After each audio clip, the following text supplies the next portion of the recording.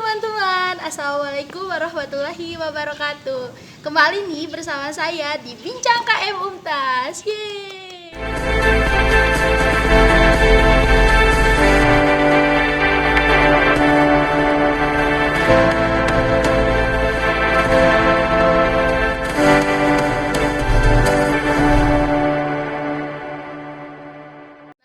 Saya sendiri selaku pembawa mungkin ya. Saya perkenalkan, saya Mailisa Hayati dari Badan Eksekutif Mahasiswa Universitas Muhammadiyah Tasikmalaya, Kabinet Atazuddin, Kementerian Kominfo.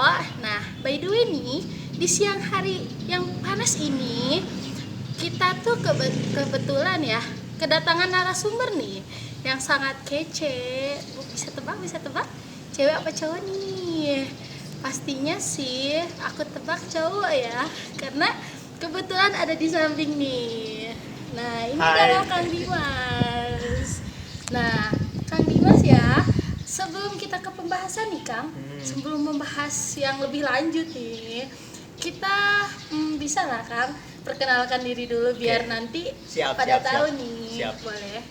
Oke, semuanya, perkenalkan, nama saya Dimas Akbar Nugraha dari Badan Eksekutif Mahasiswa Universitas Muhammadiyah Tasikmalaya, Kementerian PSDM. Kebetulan saya juga di sini mengambil program studi teknik lingkungan.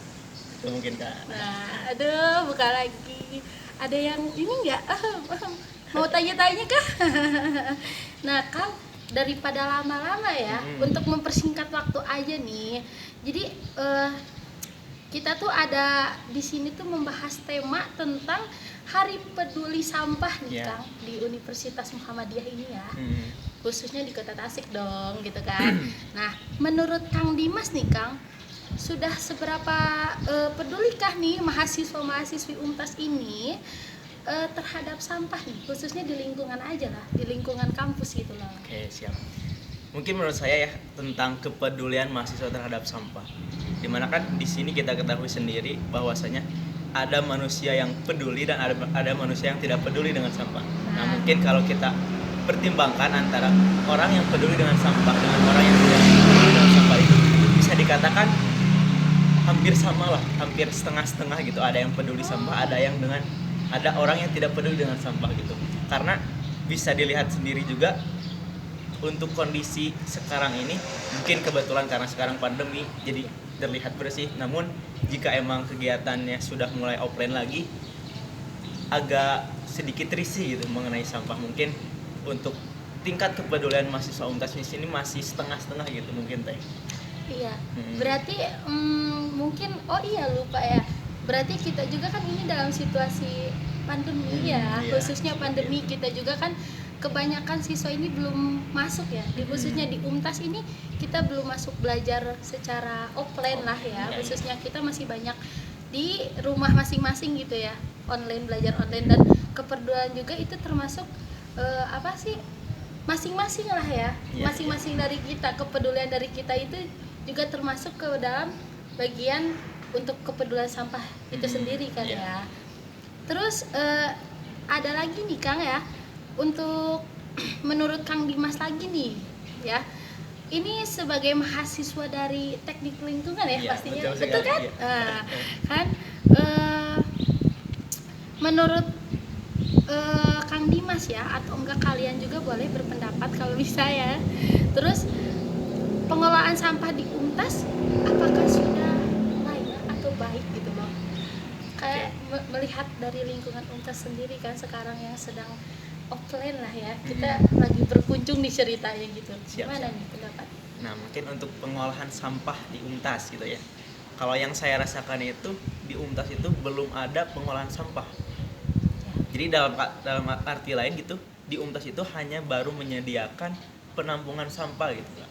Contohnya ada penampungan sampah di kelas masing-masing, terus ada tempat pembuangan akhir sampah. Jadi sebelum sampai ke pengolahan sampah gitu. Jadi baru penampungan sampah gitu saja mungkin. Karena perlu beberapa proses lah untuk melakukan pengolahan sampah seperti itu. Nah, berarti mungkin itu bisa jadi acuan ya untuk memperbaiki lagi ya.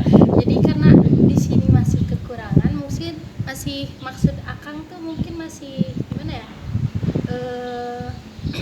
Jadi sampahnya tuh belum ada lah ya. Belum sampai ke pengolahan. Nah, itu Jadi baru belum sampai. penampungan sampah aja gitu. Oh iya, berarti itu bisa tuh buat poin kedepannya untuk diperbaiki lagi gitu kan ya. Terus mungkin ingat juga ya teman-teman, buat dimanapun, bukan hanya di sekitar UNTAS atau di sekitar universitas atau dimanapun, di rumah kalian juga atau di sekitar kalian juga, kalian harus menjaga kebersihan lah, khususnya sekarang di kondisi sekarang ini kan ya. Pastinya dong, jangan lupa mandi. Kan itu juga sebagian dari Betul. supply. Nah, ada lagi nih Kak. Ini kan berbicara tentang pihak kampus nih Kak ya. Siap. Apakah pihak kampus di sini nih, di UNTAS khususnya, sudah cukup memfasilitasi nggak mengenai pengolahan sampah gitu? Oke. Kayaknya belum sih ya. Seperti yang tadi saya katakan Iya. mengenai pertanyaan nomor 2. Iya, Ya kan, boleh, betul. terkait pengolahan sampah. Jadi sebetulnya di UNTAS itu belum ada atau belum sampai ke pengolahan sampah. Nah, mungkin ini bisa menjadi masukan ataupun jadi referensi buat pihak kampus khususnya. Iya. Ya, jadi kedepannya bisa diadakanlah pengolahan sampah agar lebih yang pertama sampahnya bisa terkontrol gitu, bisa termonitoring gitu. Jadi jumlah sampahnya pun bisa diatur ataupun bisa dihasilkan ataupun dimanfaatkan menjadi produk lainnya gitu daripada sampah itu sendiri. Bisa juga dibuat kerajinan mungkin ya. Nah, itu bahkan lebih tepatnya. daripada sampah-sampah seperti di sini kan kebetulan banyak lah pohon-pohon kayak gitu kan, itu termasuk yang gugur-gugur itu sampah kan Nah, ya, termasuknya betul. bisa dimanfaatkan menjadi didaur ulang ke kreativitas ke. Jadi UNTAS itu sendiri tidak hanya mengandalkan mengandalkan sampah untuk dibuang dan langsung dia diangkut lah ya, tapi bisa diambil jadi kerajinan kayak apa, gambar kayak dicat kayak atau apa, karena kan kebetulan di UNTAS ini juga ada jurusan seni kan, bisa tuh dimanfaatkan Betul, gitu betul, loh. betul sekali. Nah terus Kang nih ya, apakah perlu dibentuk komunitas khusus nih untuk pengolahan sampah gitu di kampus? Nah, kalau menurut saya, kalau ingin atau mau membentuk kegiatan yang efektif ataupun komunitas ataupun hasil-hasil yang lebih maksimal gitu, alangkah lebih baiknya diadakan fasilitas khusus, diadakan komunitas khusus yang dikhususkan untuk mengelola sampah itu sendiri gitu.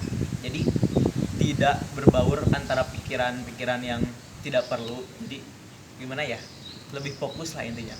Jadi untuk mengembangkan sampah juga kan perlu keseriusan yang cukup. Seharusnya ada ya. Seharusnya ada. Jadi itu bisa nih buat mahasiswa-mahasiswi UNTAS nih, bisa buat acuan nih ke depannya, buat dia bisa membikin lah atau apa khusus buat ya pengolahan sampah itu kan bukan buat siapa-siapa, tapi kan buat diri kita sendiri juga kan. Kebersihan kan enak ya. Iya. Kalau kita kampus bersih kan, ngelihatnya juga wah masuk gerbang indah gitu loh kan, gitu loh. Enak kan kalau kayak gitu. Nah, bisa jadi acuan ya. Terus apakah mahasiswa-mahasiswi ini di UNTAS ya memiliki peluang nggak Kak untuk pengelolaan sampah menjadi produk kreatif kayak yang tadi mungkin ya pertanyaannya? Betul. Kalau dilihat dari peluang pasti banyak, Kak. Soalnya kan dilihat dari SDM juga pasti penggunaan ataupun konsumsi daripada sampah ataupun konsumsi barang-barang yang bisa menghasilkan sampah tentu banyak. Entah itu mau dari minuman, makanan ataupun dari kegiatan-kegiatan seperti praktikum atau yang lainnya. Nah, tentu saja hal-hal itu pun bisa dijadikan peluang buat para mahasiswa atau mahasiswi. Jikalau memang mau menciptakan sebuah produk ataupun sebuah karya dari sampah, karena tidak menutup kemungkinan sampah-sampah yang kita hasilkan sehari-hari, entah itu di kampus ataupun di rumah kita masing-masing, itu bisa memiliki nilai guna jika ditambahkan seni di dalamnya. Seperti itu. Betul sekali, kreatif berarti Iya. Masuk kepada kreativitas kita itu. Gimana mahasiswa-mahasiswi itu mau lah ya untuk membuat itu semua gitu ya. Yang tadi nyambung kayak yang tadi Bu, yang membuat komunitas itu kan, bisa dari komunitas muncul sebuah kekreatifan, lama-lama menjadi berkembang kan, siapa tahu. Siapa tahu. Orang kan nggak tahu sukses dari mana tuh kan. mulai dari hal terkecil menjadi hal terbesar gitu. Terus ada nih Kang, yang terakhir ini Kang, ada pertanyaan, katanya perlukah kampus menyediakan lahan untuk pengolahan sampah secara mandiri katanya. Mungkin maksud mandiri di sini mungkin menurut saya ya Kang ya. Menurut saya mungkin dari setiap fakultas ya, kayak FKIP yang kayak gitu kan, masing-masing mungkin ya. Ya. Mungkin terkait lahan. Kembali ke yang tadi, jika mau hasil yang optimal ataupun yang efektif, tentunya kita harus mempunyai sistem sendiri, lahan sendiri, terus komunitas sendiri, sehingga jika mereka khusus maka hasilnya pun akan lebih optimal gitu Kak. Jadi intinya mau entah itu minimal satu kampus saja, jadi kampus Untas itu memiliki lahan khusus untuk pengolahan sampah. Nah itu akan lebih bagus gitu. Jadi nanti di dalamnya ada kolaborasi antara fakultas teknik, fakultas FKIP, fakultas kesehatan. Jadi nanti hasil dari pengolahan sampah itu lebih optimal gitu Kak. Ya, lebih ke apa itu namanya? Jadi lebih kompleks gitu. Ya, lebih kompleks ya. hasilnya. Jadi kan nanti hasilnya bisa diteliti dari kesehatannya, terus bisa dilihat dari hasil pendidikannya, kan nanti hasilnya itu bisa dibuat menjadi sebuah karya untuk membantu misalkan tenaga pendidik dalam mengajar gitu kan, bisa dibuat untuk mengevaluasi kegiatan belajar mengajar seperti itu, atau dijadikan trainer gitu. Apalagi di Untas ini kan terkenal dengan ada jurusan kesehatan gitu kan. Wah, yang itu menjadi latar belakang Untas gitu juga. Nah iya betul, menjadi ini ya. Jadi intinya sih pasti perlulah Kak, mengenai lahan pengolahan sampah. Jika emang mau hasil yang optimal dan sangat memuaskan, tentunya perlu diberikan fasilitas yang khusus gitu, untuk pengolahan sampah. Jadi gini Kang, mungkin dari dari keseluruhan itu pasti teman-teman ngerti dong ya. Akang sendiri nih, ada nggak pesan kesan nih ya buat si penonton nih, penonton teman-teman, apa universitas yang lain pun atau teman-teman kampus pun kan boleh nih disampaikan saja gitu. Apa pesan kesan selama dari tadi nih tentang sampah di Untas, tentang apa gitu loh, buat teman-teman ada nggak pesan kesan ini? Oke, mengenai sampah ya Kak? Ya boleh. Oke, sampah itu kadang diartikan oleh orang-orang itu sebuah benda ataupun sebuah hal yang tidak memiliki arti gitu, yang sudah tidak memiliki nilai jual.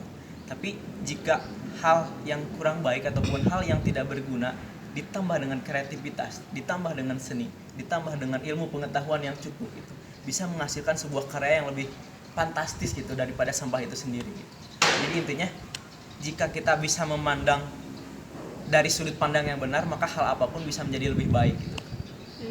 Keren sih. Nah jadi gitu teman-teman semua yang lagi nonton ya teman-teman. Jadi kesimpulan dari Akang tadi itu sangat berguna sih menurut saya. Saya dan mungkin semua ya, mungkin semua nanti bakal denger lah. Itu mungkin kesimpulan dari Akang tadi itu bakal membantu kalian. Jadi gunakanlah, intinya juga bisa termasuk gunakanlah sampah lah ya. Jangan dianggap sampah itu tidak berarti. Tapi di balik sampah itu kita bisa menyimpan sebuah ide, kayak sebuah kerajinan, kayak kreativitas yang bisa membangun kita sendiri gitu Pak. Gitu. Mungkin sekian teman-teman bincang KM tentang tadi temanya tentang peduli sampah nih ya, yang tadi saya berikan pertanyaan dengan Kang Dimas nih ya. Mungkin semoga buat teman-teman semua di sana semoga materinya bermanfaat dan mungkin bisa mengapresiasi teman-teman untuk kedepannya nih ya. Dan by the way teman-teman, siapa tahu teman-teman ada yang mau bukan request ya, maaf, siapa tahu ada yang mau saran nih tema untuk selanjutnya, bincang KM selanjutnya nih mau apa nih. Siapa tahu kan ada teman-teman yang di luar sana mau masuk Untas kayak, atau pengen tahu lebih lanjut tentang Untas. Teman-teman bisa komen ya di bawah ya. Jadi kita tutup aja Kang. Sekian dan terima kasih untuk bincang KM Untas kali ini. Assalamualaikum warahmatullahi wabarakatuh. Bye.